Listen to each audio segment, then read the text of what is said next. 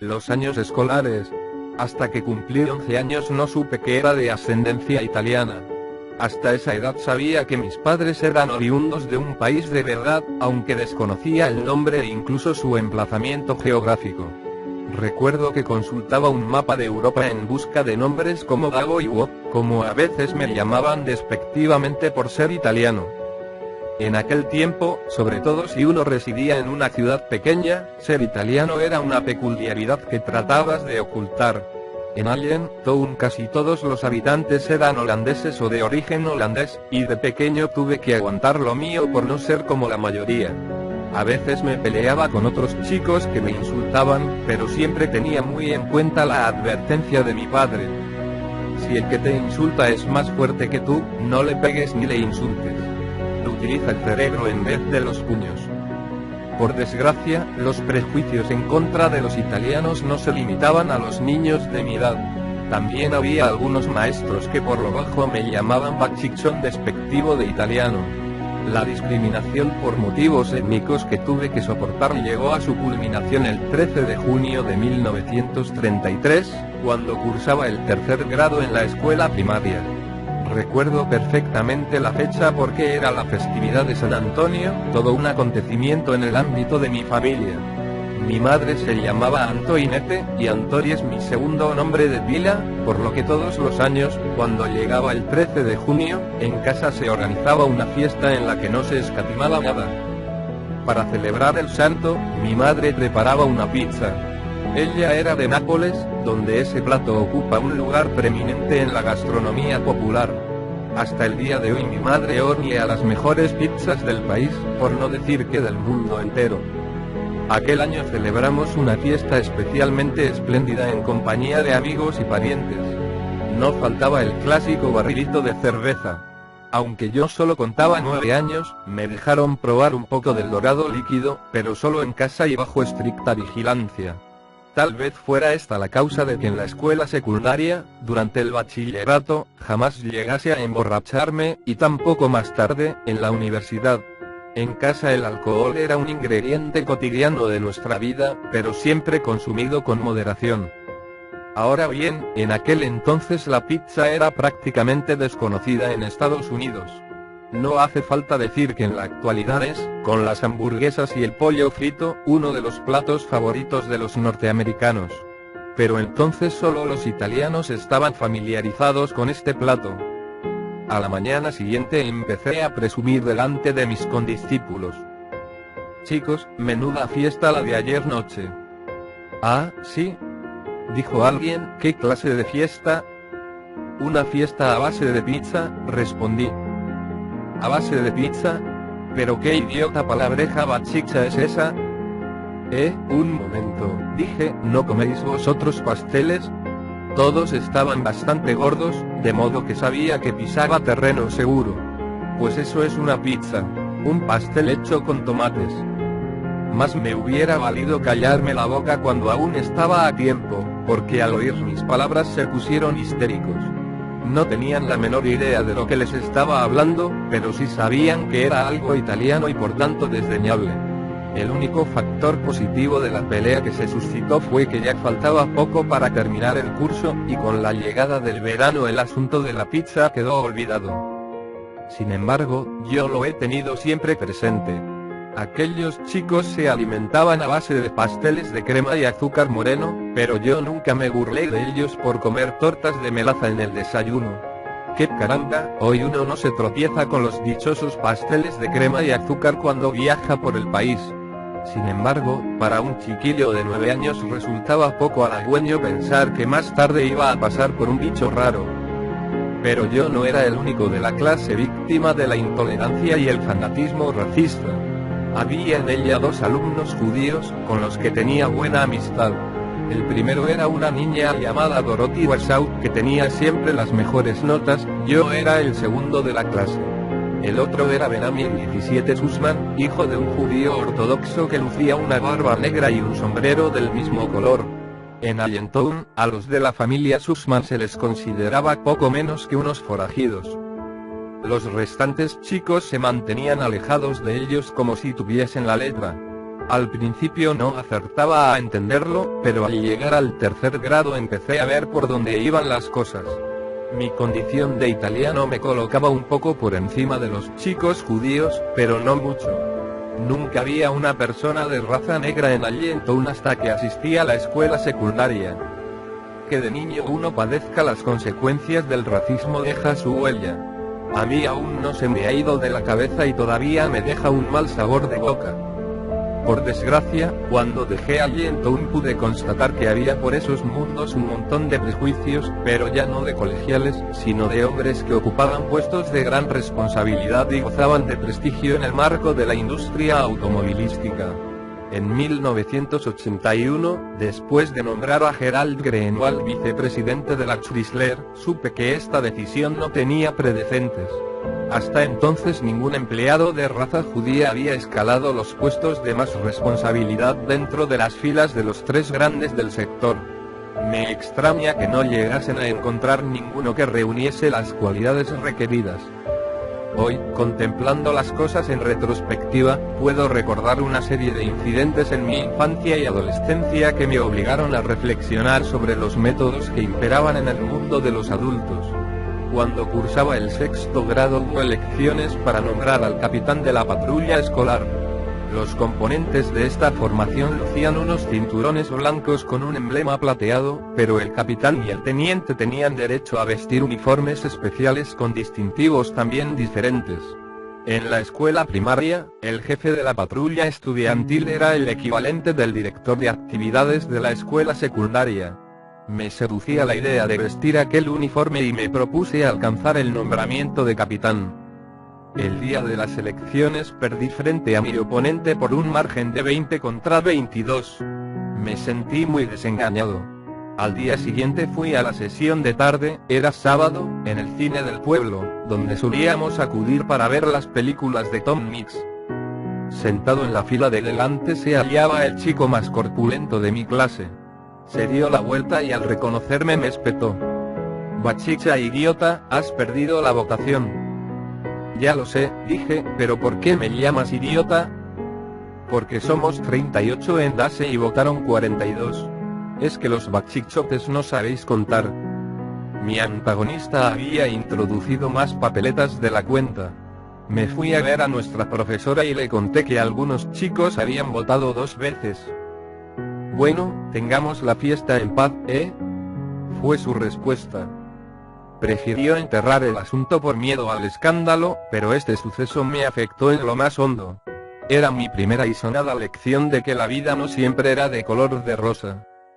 Por lo demás, mis años escolares me depararon muchas satisfacciones. Era un alumno aplicado, el favorito de bastantes maestros, que siempre me llamaban a mí para golpear los borradores, limpiar la pizarra o tocar los timbres en el colegio. Si me preguntaran los nombres de los profesores que tuve en la universidad no podría recordar más de 3 o 4, pero aún me acuerdo de los nombres de los maestros que moldearon mi mente y mi carácter en el colegio. Lo más importante que aprendí en la escuela fue cómo comunicarse con los demás. La señorita Raver, profesora de 9º grado, tercero de bachillerato aproximadamente, nos obligaba a entregarle todos los lunes por la mañana una redacción de 500 palabras. Una semana sí y otra también teníamos que traerle la maldita composición, pero al término del curso habíamos aprendido a expresarnos mediante la escritura. En clase nos examinaba por sorpresa. Tomaba la sección Verifique sus conocimientos lingüísticos del Reader's Digest, arrancaba la página y nos sometía a la prueba de vocabulario. Esto acabó convirtiéndose en un hábito para mí, e incluso hoy busco la lista de vocablos en cada número del Digest que cae en mis manos. 18 pocos meses después ya habíamos aprendido un montón de palabras. Sin embargo, no sabíamos ensamblarlas ni formar oraciones, por lo que la señorita Raver nos inició en el arte de la improvisación. Yo me desenvolvía bien y ello me permitió formar parte del equipo de debates que dirigía el señor Virgil Parks, nuestro profesor de latín. Fue en este marco donde perfeccioné mis facultades oratorias y aprendí a pensar sobre la marcha. Al principio estaba muy asustado y sentía que se me revolvía el estómago, y este nerviosismo aún aflora hoy cuando tengo que hacer un discurso. pero la experiencia que supuso integrarme en el equipo de debates fue un factor determinante. Uno puede tener ideas brillantes, pero si no eres capaz de expresarlas adecuadamente, de poco sirve el talento. A los 14 años nada gusta tanto las propias aptitudes como, por ejemplo, ponerse a discutir sobre la abolición de la pena capital desde una doble perspectiva, y este era el tema de candente actualidad en aquel año de 1938. Conseguí exponer dos opiniones contrapuestas en sendos debates y hablé por lo menos 25 veces en defensa de mis argumentos.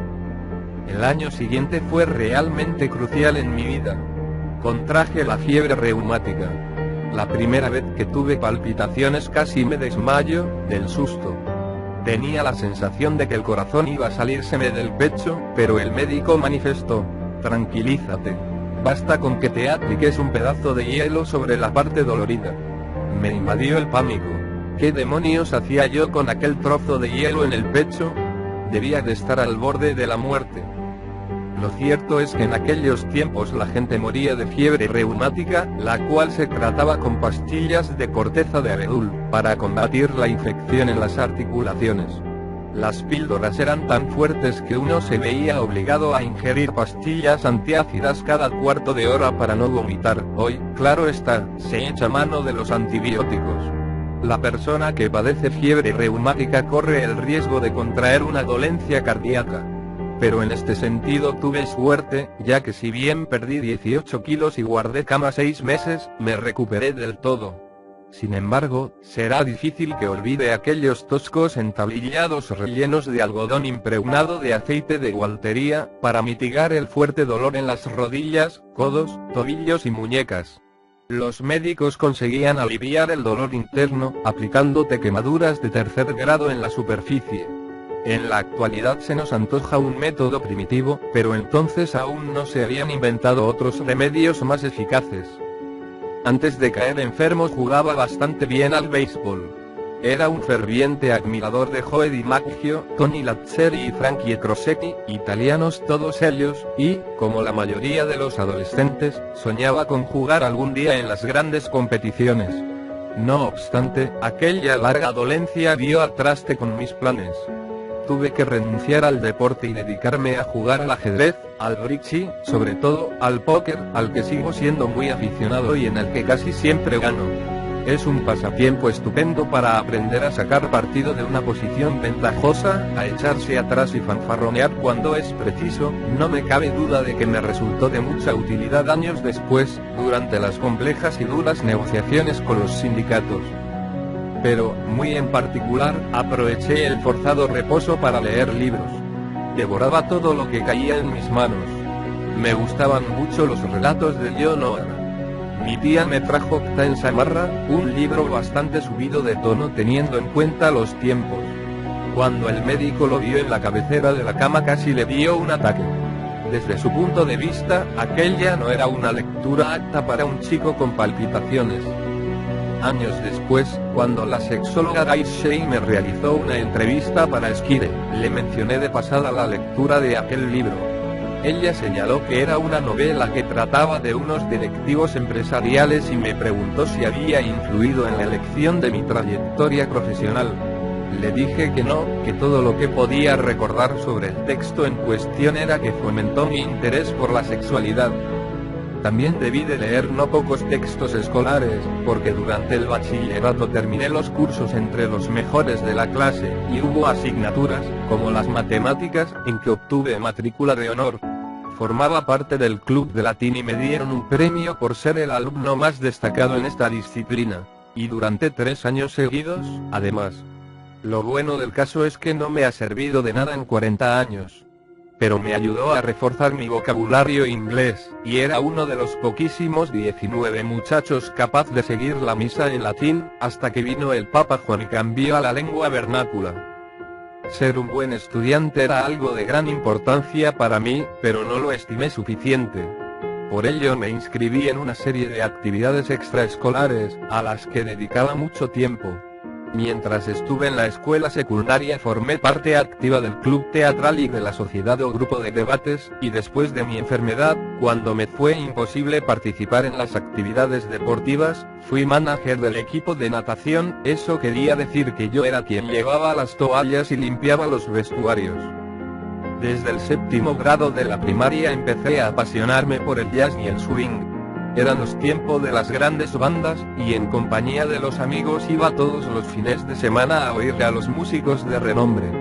Por lo general escuchaba la música, aunque también me desenvolvía a gusto bailando cosas tan movidas como el shaggy y el lindy hop. Frecuentábamos el Empire Ballroom de Allentown y el Sunnybrook de Pottstown, Pensilvania, y cuando el bolsillo me lo permitía, hacía una escapada al Hotel Pennsylvania de Nueva York, o al Meadow Rock de Frank Daley, al borde de la autopista de peaje de Pompton. En una ocasión tuve oportunidad de oír a Tommy Dorsey y a Glenn Miller en un mano a mano, en el espectáculo denominado Confrontación entre Grandes Bandas, y todo por 88 centavos. En aquellos días la música lo era todo para mí. Estaba suscrito a Go Beat y Metronome, y me sabía de memoria los nombres de todos los componentes de las grandes bandas. En esta época empecé a tocar el saxo tenor. Hasta me pidieron que hiciera de primera trompeta en la banda de música de la escuela.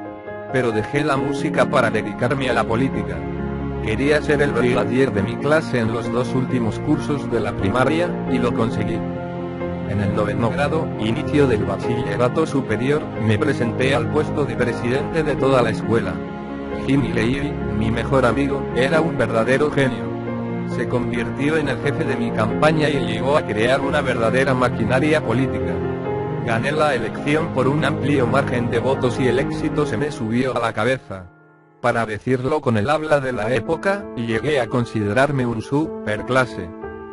Sin embargo, una vez elegido perdí el contacto con mis votantes. Me creía un poco por encima de los otros chicos, y empecé a comportarme con cierta presunción y a darme importancia.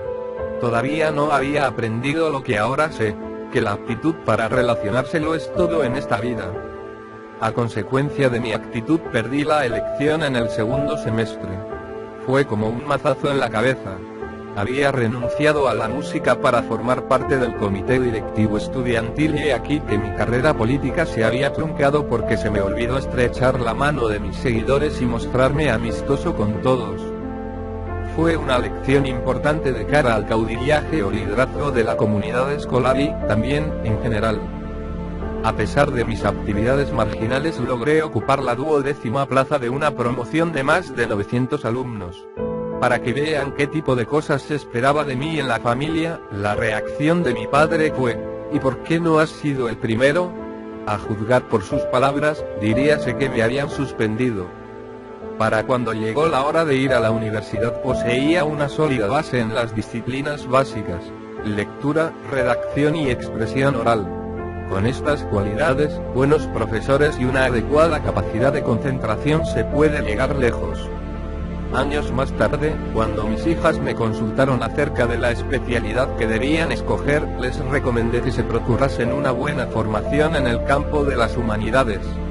Si bien soy un hombre que cree firmemente en la importancia de aprender las lecciones que nos depara la historia, me importaba un comino que se aprendiesen de memoria las fechas, lugares y efemérides de la guerra civil.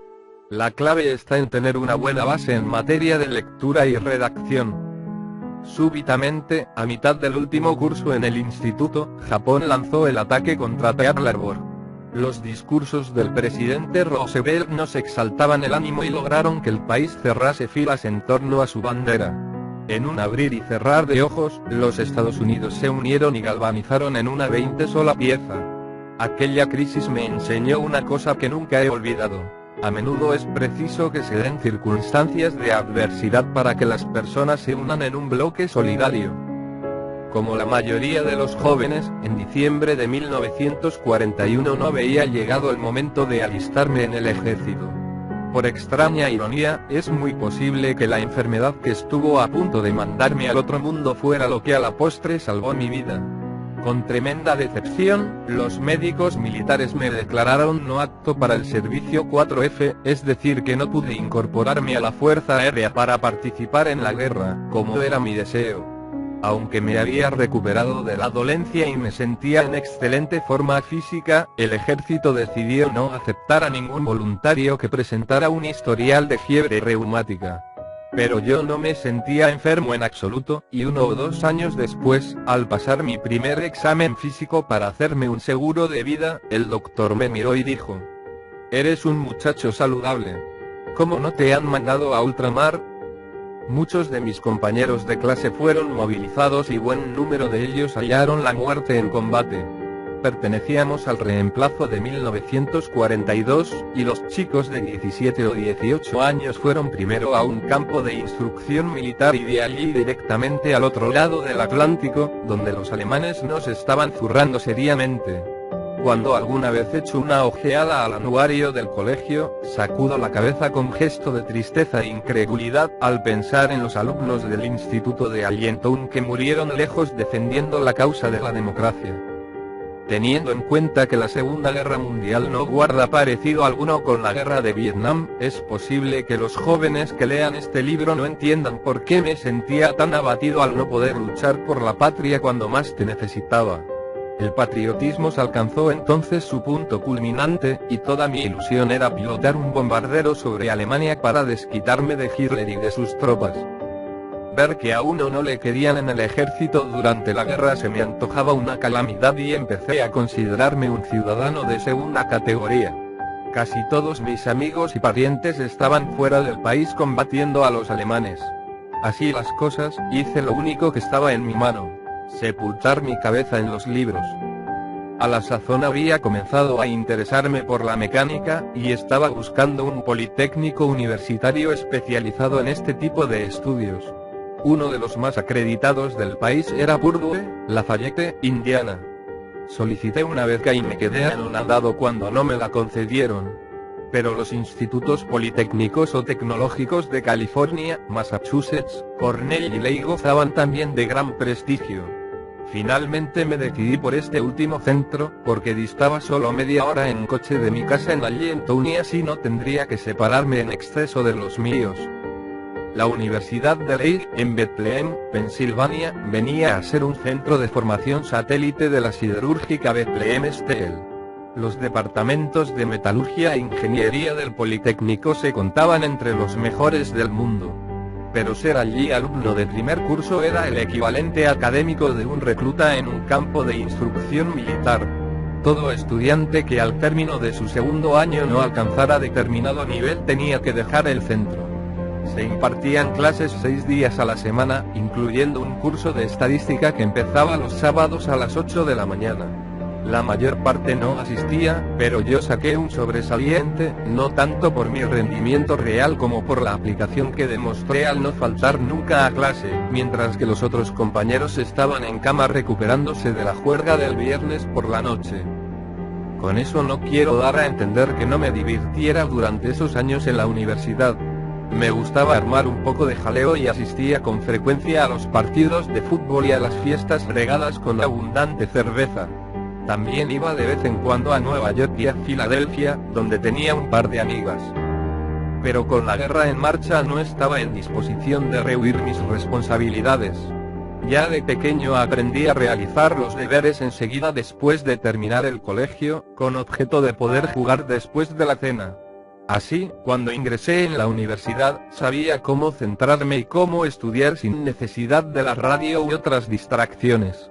Solía decir para mis adentros: durante las 3 próximas horas voy a estudiar como un loco, y pasado este tiempo dejaré los libros y me iré al cine.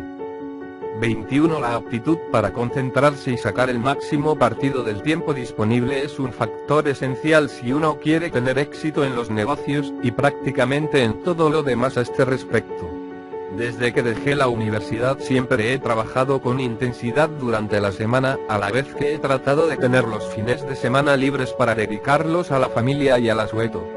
Salvo las temporadas verdaderamente críticas, jamás trabajo los viernes por la noche, sábados y domingos. El domingo por la noche hago otra vez acopio de fuerzas trazando un bosquejo de los asuntos que van a reclamar mi atención la semana entrante. En el fondo, es el mismo horario o calendario que seguía en Lehigh. No puedo por menos de asombrarme ante el gran número de personas que, al parecer, no son dueños de su agenda. A lo largo de muchos años, innumerables veces se me han acercado ejecutivos de la empresa para confesarme con mal disimulado orgullo: chico, el año pasado tuve tal cúmulo de trabajo que no pude ni tomarme unas vacaciones. Pero no me parece que eso sea motivo de presunción. En estos casos tengo que contenerme para no contestar: ¿serás idiota? ¿Pretendes hacerme creer que puedes asumir la responsabilidad de un proyecto de $80 millones y que eres incapaz de encontrar 2 semanas al año para pasarlas con tu familia y divertirte un poco? Si uno quiere aprovechar ventajosamente su tiempo, antes tiene que dilucidar qué es lo más importante y a continuación dedicar a ello todas sus energías. Esta es otra lección que aprendí en ley.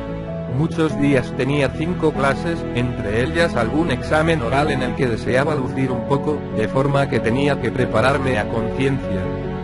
Todo aquel que pretenda convertirse en un empresario capaz de resolver dificultades debe aprender en edad temprana cómo establecer un orden de prioridades.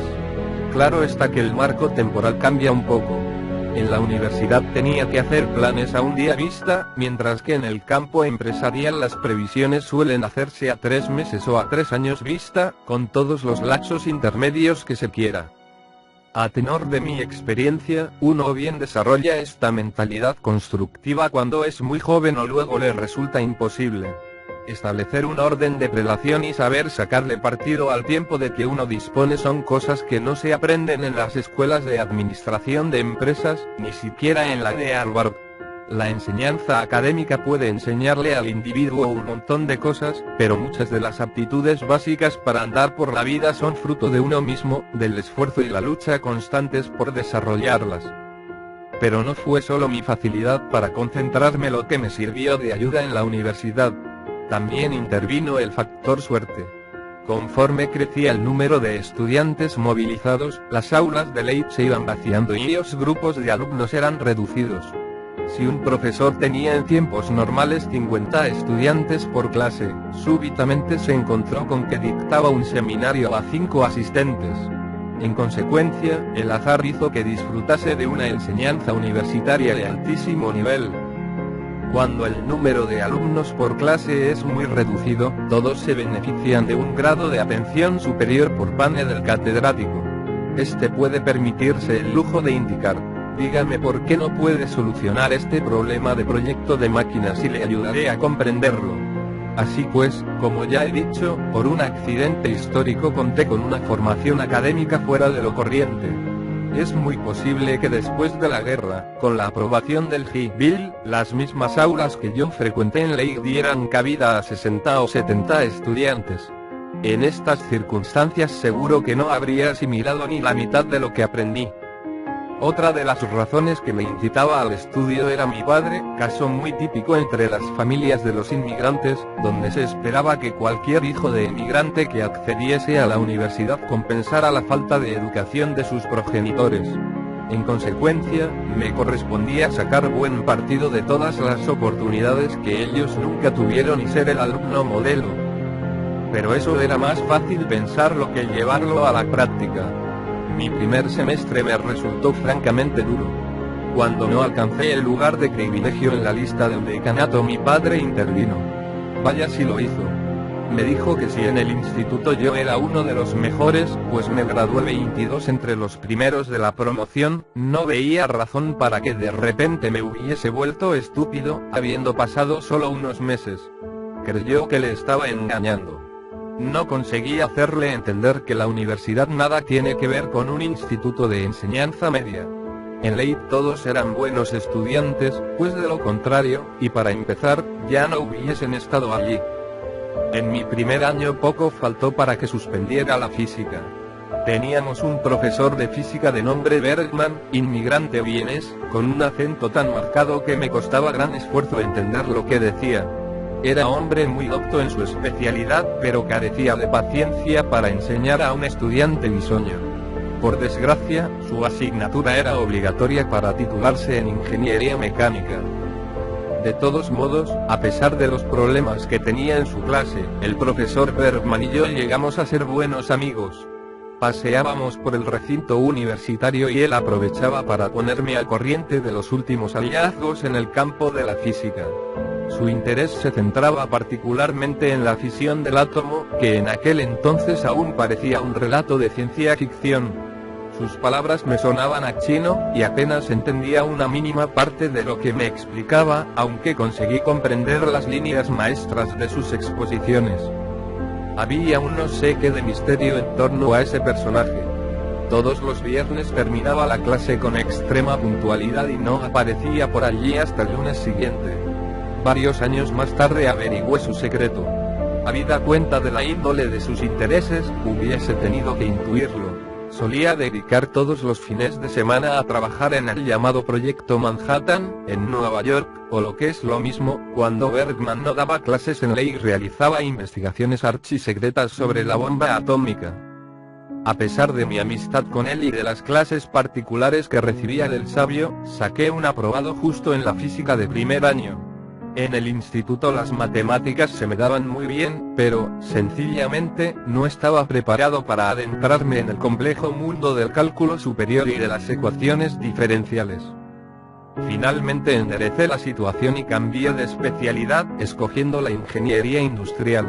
Al poco, empecé a mejorar las calificaciones, y en el último curso dejé a un lado la avanzada ciencia de la hidráulica y la termodinámica para lanzarme al estudio de aspectos concretos de la gestión empresarial, como los conflictos laborales, y también la estadística y la contabilidad, disciplinas en las que me desenvolví con holgura, hasta el punto de concluir el curso con sobresaliente en todas las asignaturas.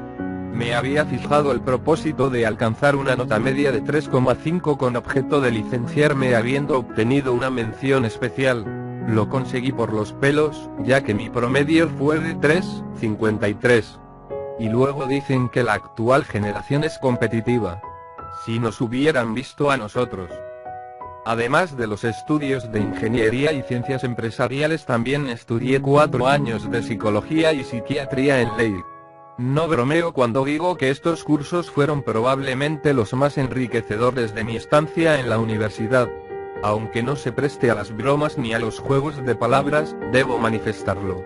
Me han servido más los conocimientos que extraje de estos cursos a la hora de tratar en el trabajo con individuos que estaban mal de la cabeza, es decir, a quienes faltaba un tornillo, que los aprendidos en los cursos de ingeniería en lo tocante a tornillos y pernos de automóvil. Durante uno de estos cursos íbamos 3 tardes completas a la semana a la sección psiquiátrica del Hospital Estatal de Allentown, que distaba unos 8 kilómetros de la universidad. Allí tuvimos ocasión de conocer casos de maníaco-depresivos, esquizofrénicos y de sujetos agresivos y violentos.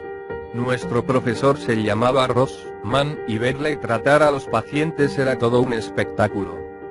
El curso se centraba nada menos que en los determinantes esenciales de la conducta humana. ¿Qué motiva el comportamiento de este individuo? ¿Cuál es el origen de la enajenación de esta mujer? ¿Qué es lo que impulsa a correr a Sammy? ¿Qué contingencia motivó que Joe fuese recluido allí para comportarse como un adolescente a la edad de 50 años? El examen final consistió en contactar con un grupo de nuevos pacientes y efectuar un diagnóstico de cada caso en cuestión de minutos. 23 Como resultado de esta formación marginal aprendí a conocer a la gente con notable rapidez. En la actualidad puedo, las más de las veces, pronunciarme sobre los rasgos de un individuo después de una primera entrevista. Es una cualidad muy útil, porque lo más importante que puede hacer un buen gerente es saber escoger al personal más idóneo para cada tarea. Sin embargo, hay cosas importantes acerca de un candidato que no se pueden adivinar en el breve lapso de una entrevista de selección. La primera es precisar si es trabajador o holgazán, y la segunda determinar si tiene o no sentido común. No existe ningún tipo de análisis cualitativo que permita detectar si es un sujeto inhibido y sin iniciativa, o si tiene astucia, o talento práctico, para tomar las decisiones que corresponda. Ojalá dispusiéramos de alguna máquina capaz de medir estos rasgos, porque son los que marcan la diferencia entre el hombre y el niño. Completé mis estudios en ley en 8 trimestres seguidos, lo que significaba quedarse sin vacaciones de verano. Ojalá hubiese tenido tiempo de ir al campo a airearme, como mi padre siempre me había aconsejado. pero la guerra se hallaba en plena efervescencia, y con mis amigos luchando, y muriendo, en Europa, tenía que rendir al máximo. Además de los estudios propiamente dichos, participaba en gran número de actividades extraescolares. En aquellos días lo más interesante fueron las horas que dedicaba al periódico de la Universidad de Brown and White. Mi primer cometido como periodista fue entrevistar a un profesor que se había construido un cochecito que funcionaba mediante carbón. Por supuesto que eso era antes de los años de la crisis energética. Mi artículo debía de ser bueno, porque la Associated Press nos lo solicitó y lo distribuyó un centenar de periódicos de todo el país. A raíz del éxito obtenido con el mentado artículo me nombraron encargado de la confección del periódico. Muy pronto me di cuenta de que el impacto de la prensa escrita radicaba precisamente en aquel puesto. Años más tarde leí el libro del escritor Guy Talese sobre el New York Times, y en él uno de los jefes de redacción comentaba que la posición más influyente de un periódico no es la del redactor encargado de la página editorial, sino la de los redactores que están a cargo de los títulos y de la confección de las páginas. Fue esta una lección que aprendí con rapidez. En calidad de redactor confeccionador, enseguida vi que la mayoría de la gente no lee el texto de los artículos, sino que echan un vistazo a los titulares y subtítulos, lo cual significa que la persona que los redacta logra un impacto sobre los lectores que condiciona la percepción de la noticia. Además formaba parte de mi tarea determinar la extensión de todos los artículos en función del espacio disponible.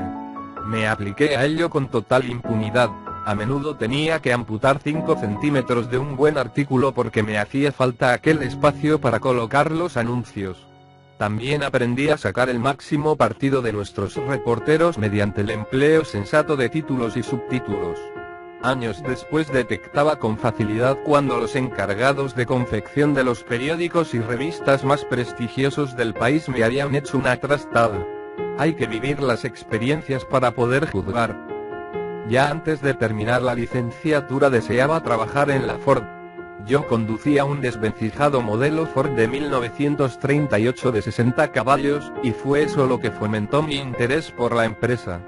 Más de una vez, subiendo la cuesta, se soltaban de golpe los engranajes del cambio de marcha.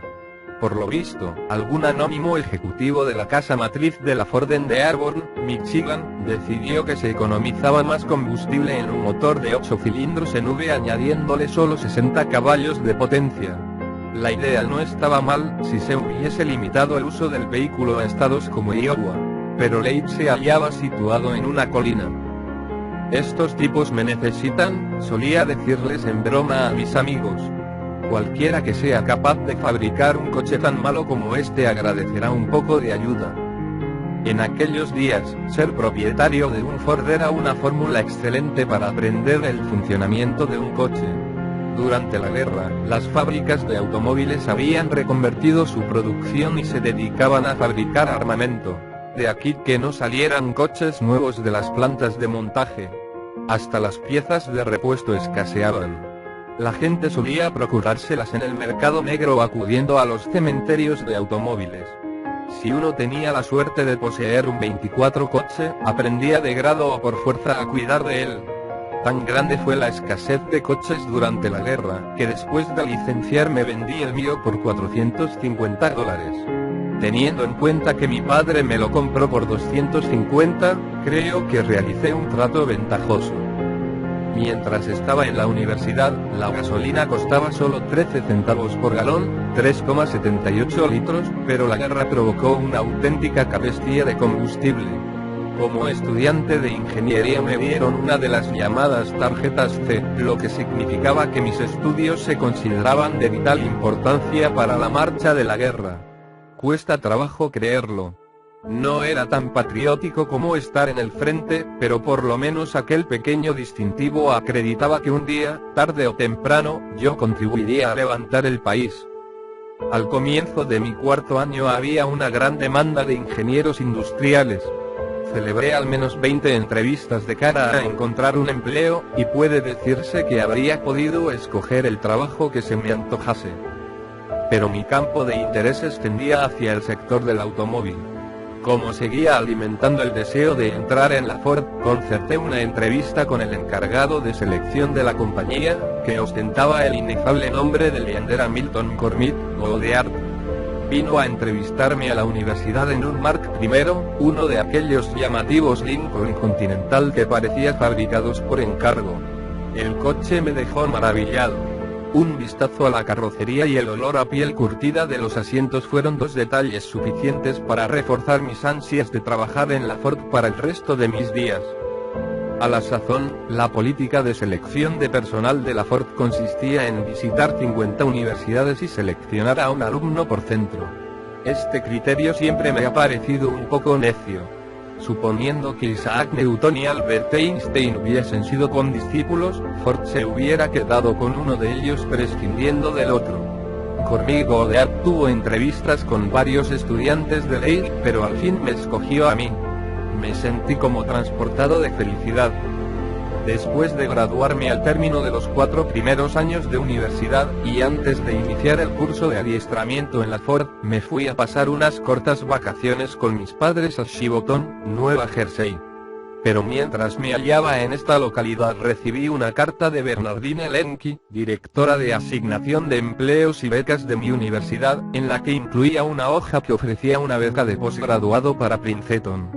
La subvención incluía las clases, los libros y hasta dinero para otros gastos. Bernardine me indicaba que todos los años se concedían únicamente 2 de estas becas, y me recomendó que las solicitara. Ya sé que no entraba en tus planes tomar cursos de posgrado, manifestaba, pero esto tiene todo el aire de ser una verdadera oportunidad. Así pues, escribí a Princeton en solicitud de más datos y contestaron pidiéndome mi expediente académico. La siguiente noticia que tuve de ellos fue que me habían otorgado la beca Wallace Memorial. Después de visitar el recinto universitario, comprendí que me convenía aceptar la beca. Me dije que poner el título de máster después del nombre no perjudicaría mi carrera. De repente me encontré con 2 oportunidades tremendas. Llamé a Cormig Goddard y le expuse el dilema. Si te requieren en Princeton, declaró, no lo pienses y obtén el máster. Te haremos un hueco en espera de que termines los estudios. Esas eran las palabras que esperaba oír, y me sentí transportado al 5º cielo. Princeton era un lugar sugestivo donde los haya. Comparado con el ritmo de trabajo de Leigh, aquello parecía un lago de aguas plácidas. Como asignaturas optativas escogí la ciencia política y un campo de estudio nuevo para mí, los plásticos. Al igual que en Leigh, también en Princeton la proporción de alumnos por clase era muy reducida. Uno de mis profesores, un hombre llamado Moody, pasaba por ser la primera autoridad mundial en hidráulica. Había participado en la construcción de la presa Grand Coulee y otros muchos proyectos, pero aún así éramos solo 4 alumnos en su clase. Un día asistí a una conferencia de Einstein. La verdad es que no me enteré mucho de lo que decía, pero el mero hecho de tenerle delante resultaba apasionante. El departamento donde yo estudiaba no estaba lejos del Instituto de Estudios Superiores, centro donde Einstein impartía clases, y de vez en cuando le atisbaba dando un paseo por los jardines. Se me concedieron 3 trimestres para escribir la memoria o tesis, pero tal era mi deseo de empezar a trabajar en la Ford que acabé la tarea en solo 2. El proyecto que tenía encomendado consistía en diseñar y construir, manualmente, un dinamómetro hidráulico. Un profesor llamado Sorensen se ofreció a prestarme ayuda y entre los dos terminamos el artefacto, que luego acoplamos a un motor que General Motors había donado a la universidad. Pasé todas las pruebas experimentales, terminé la memoria y la hice encuadernar, en piel. Hasta ese punto estaba orgulloso de ella. En el ínterin, Leander Cormig Goddard, en Dearborn, había sido llamado a filas. Por una idiotez mía, no me tomé la molestia de llamarle durante el año que permanecí en Princeton. Más aún, ni siquiera le pedí que dejase constancia por escrito de la promesa de reservarme plaza en la empresa. O sea que al terminar los estudios en Princeton, nadie en la Ford tenía la menor idea de mi identidad. Por fin pude ponerme en contacto telefónico con Bob Dunham, el superior de Cormig Goddard, y le expuse las circunstancias del caso.